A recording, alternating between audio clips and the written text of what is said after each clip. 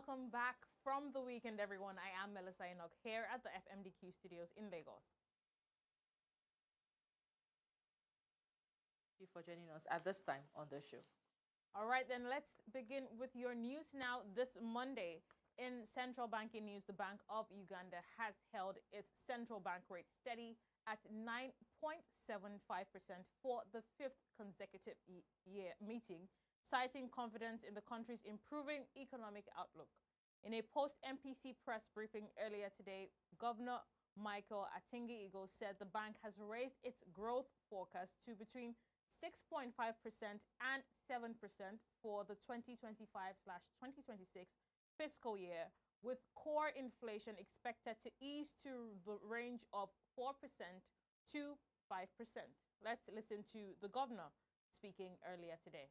Maintain the central bank rate, CBR, at 9.75%, reflecting confidence in the improving economic environment, while core inflation averaged 3.9%, both remaining below the medium-term target of 5%.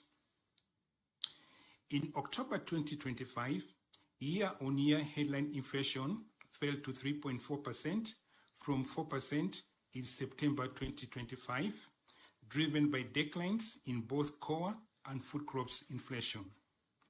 Core inflation is to 3.4% from 4%, reflecting lower inflation in education, accommodation services, and other goods. Food crop inflation moderated to 6.1% from 7.4%, supported by favorable weather conditions. In contrast, energy, fuel, and utilities inflation rose marginally to 0.1% from minus 0.1% due to slight increases in the prices of liquid fuels. The inflation outlook has been revised slightly downwards relative to the August 2025 forecast. Core inflation is now projected to range between 4% and 4.5% compared to 4.5%. The overall outlook remains broadly balanced, shaped by both upside and downside risks.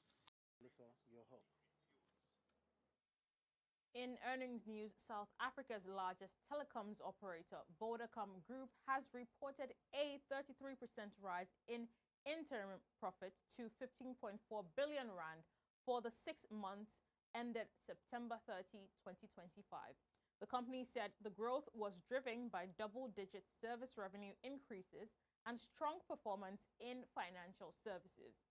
Vodacom added that group service revenue rose 12.2% to 65.8 billion rand, while financial revenue growing to 20.3% to 8 billion rand. The group declared an interim dividend of 330 cents per share. Still on earnings, Liberia's telecom group Sonatel has reported an 8% rise in third quarter net profit to 311 billion CFA francs, driven by growth in data services, fixed broadband, and Orange Money. Revenue rose to 8.6% to 1.43 trillion CFA francs, while EBITDA after leases climbed 11.5% to 686.5 billion CFA francs. Operating cash flow increased 15.8% to 483.4 billion CFA francs. Investments grew 2.6% to 203 billion CFA francs, despite new taxes, while mobile subscribers fell 4.4% to 39.4 million.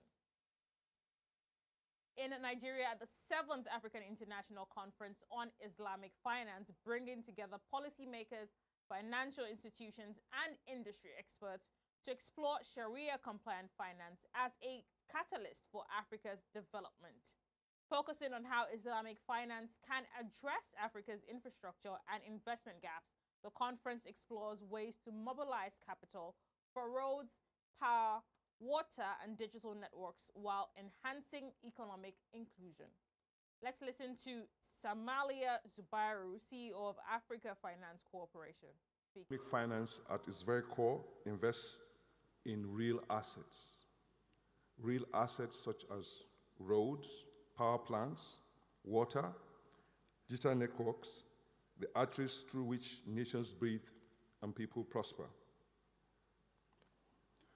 Africa's infrastructure challenge is also Africa's infrastructure and development opportunity.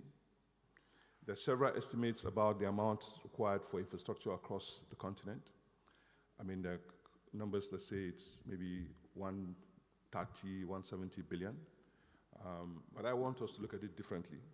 I want us to look at it from things like, what's the minimum energy required in a society? And how much do we need to invest for that to happen? What's the minimum amount of road network that we need? And how much is required for that to happen? What's the optimal rail network that we need? And how much do we need to invest for that to happen? I think until we do that work, we can't really quite estimate the amount of infrastructure investments that are required. I say that because we've made some attempts, through our research, and we found that the numbers are way more than the 130 billion people talk about. So if you take something like electricity, which is so fundamental yet so lacking for our economy. So in Nigeria, for example, if we have constant access to electricity, we're easily $1 trillion economy just by having access to electricity. In Kenya, new local content bill mandates foreign companies to source at least 60% of goods and services from Kenyan-owned firms and 100% of agricultural raw materials from local farmers. The bill also requires that at least 80% of employees, including skilled and managerial staff, be Kenyan citizens. Non-compliance will attract a minimum fine of 100 million Kenyan shillings for the company and a 1-year jail term for the CEO. In Egypt, annual urban consumer price inflation rose to 12.5%, higher than the expected 12%, ending a 4-month decline, data from CAPMAS showed. Month-on-month prices rose 1.8%, with food and beverage costs up to 1.2%. The increase follows a 13% hike in fuel prices and a new law allowing landlords to raise rents. Inflation has fallen from a record 38% in September 2023, helped by an $8 billion IMF support package, while M2 money supply grew 22.9% year-on-year. Finally, on News Now, Ella Lakes PLC briefs investors and stakeholders at its facts behind the offer presentation today. The session, led by Managing Director and CEO Chuka Mordi, provides insights into the company's recent deals, financial performance, and future growth strategy. Here are excerpts. How we priced this offer was based on what we felt was the intrinsic value of the acquisition that we're making, the amount of revenue it has already, and the amount of revenue that it would make next year. So it is very, very, very value accretive to Ella Lakes PLC. I expect the market will recognize this, and I expect where the market will go in terms of pricing. But I think it's important to understand some things. We have just over 3 billion shares in issue. We're raising 18 billion new shares. So any substantial shareholder who wants to buy will have to come from the new issue, not the old issuance of shares. So my expectation is the share prices will at some point converge, and we should have a very successful public offer.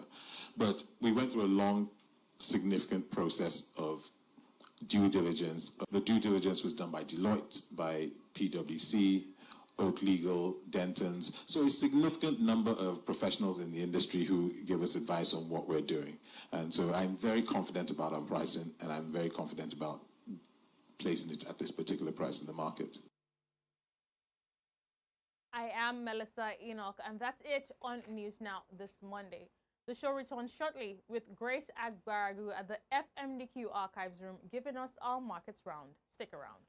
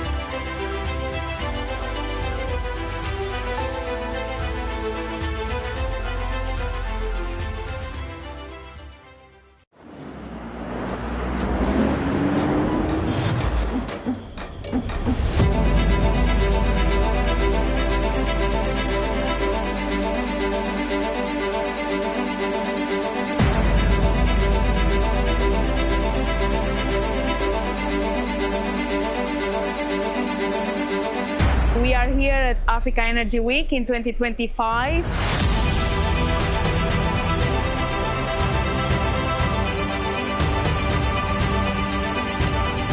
First day of the event is booming everywhere. A lot of people, many stakeholders from the energy value chain.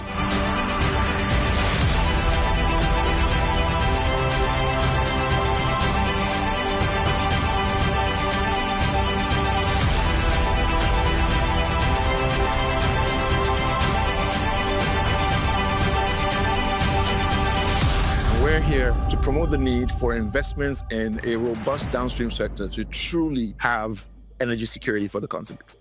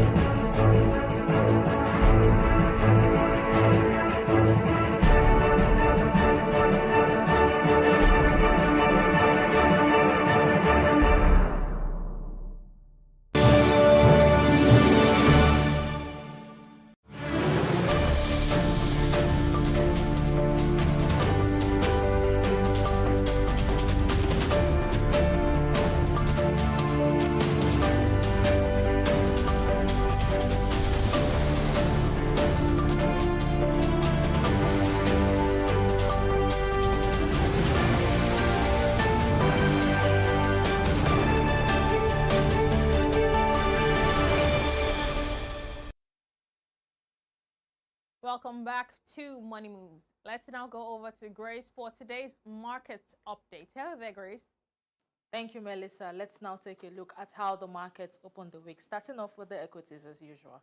The Egyptian Stock Exchange has broken the 40,000 points barrier yesterday, with recording 40,821.96 points, with a strong increase of 2.18% compared to the closing of Thursday, though it fell by 0.97% today. In Nigeria, the NGX All-Share Index closed on the negative, down 0.46%. The Nairobi Securities Exchange slipped 0.80% to 190.54. In South Africa, the Johannesburg Stock Exchange surged 2.01%. while the Zimbabwe Stock Exchange is 0.22%. Let's do a quick round on some of the Pan-African currencies. The Rand firmed 0.63% to 17.19, while the Egyptian Pound slipped 0.26%. The CFA franc weakened 0.31%, and the Naira rose 0.23% to 1,437 Naira 36 kobo. The Moroccan dirham edged 0.07%, while the Kenyan shilling inched 0.02% to 129.23. Let's switch into the commodities data deck, beginning with energy prices. Brent crude rose 0.47% to $63.93, while WTI gained 0.52% to $60.06. Natural gas slipped 2.50%, and Arabian gasoline edged 0.61% higher to $1.95 as of 13:12 GMT. Finally, two metals prices. Gold surged 2.56% to $4,112.60. Copper gained 1.56%, and platinum jumped 2.87% to $1,593.60. Aluminium dipped slightly 0.06%, and iron ore fell 1.66% to $103.34 at Friday's close. And that's our morning moves markets today. Back to you, Melissa. Grace, thank you very much for those market updates. And that's it on this Monday's edition of Money Moves. From all of us here at the FMDQ studios, we say thank you very much for watching and bye for now.